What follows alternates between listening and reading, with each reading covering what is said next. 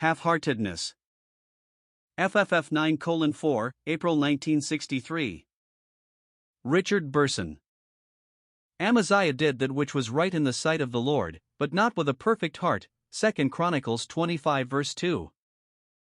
I suppose that, when you read this portion of the Word of God, you may have wondered what more could be asked of a man than simply doing right. Plainly, this man Amaziah is said to have done right. Can more be asked than that a man do right? This is the very point of difference between the genuine believer and the half-hearted unbeliever. Right here is the dividing of the ways. Amaziah did that which was right in the sight of the Lord, but not with a perfect, or whole, heart. God is not interested in what we do so much as in what we are. God is not interested only in the end results, He is infinitely interested in how we achieve the results. Half-heartedness will never do.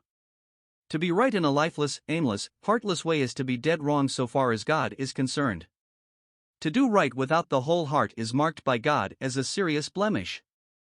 Right actions in the sight of the Lord must be prompted by a love for the right. Here is where many fall into the same category as Amaziah. Amaziah never had a sleepless night over his sins and failure.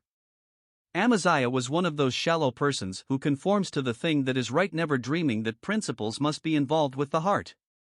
Amaziah is one of those people whose activities and ideas are hedged in by what another's conscience dictates as being the right thing.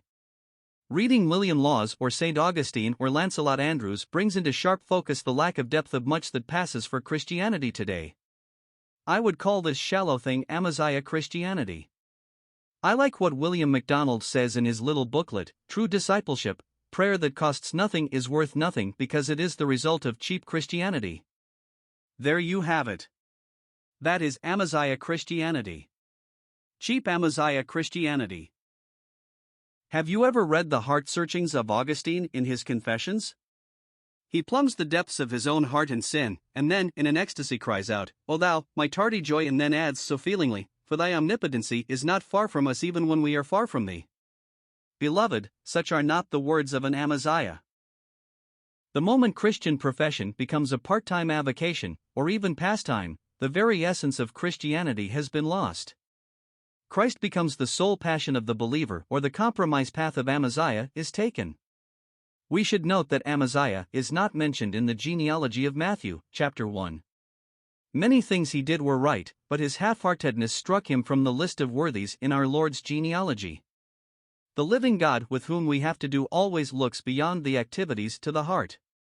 The heart is the very place where Amaziah failed. His heart was not full of the love of God. Listen to me, a great deal of what is done in the name of Christ the Lord can be done without love, joy, peace, long-suffering, gentleness, meekness, temperance, goodness, faith. Beware of activities that ignore or belittle these virtues that are the fruit of the Holy Spirit of God. We could say that Amaziah was a man of great ideas and small-heartedness.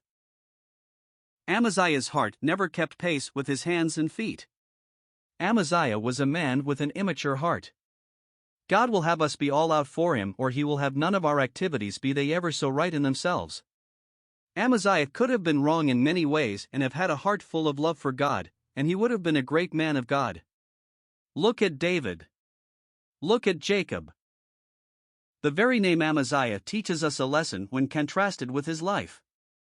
His name means Jehovah is mighty, and yet when we read his history and see the battles he lost and the tragedy of his end, we must conclude that the life the man lived denied the name he bore.